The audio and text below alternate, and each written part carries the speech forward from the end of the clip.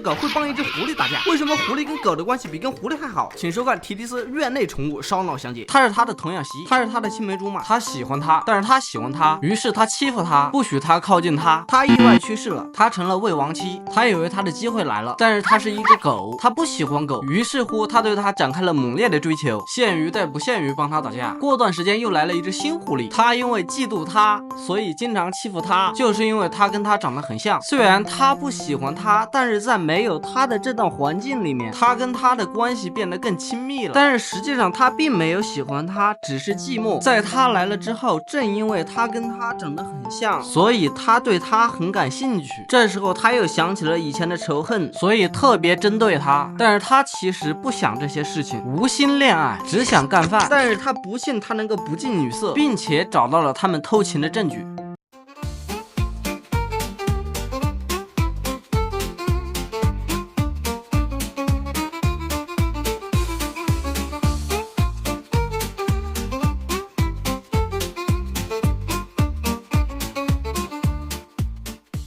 于是乎他黑化了，一见到他就打，他要是欺负他，打得更狠，大概就是这么个关系，大家懂了吗？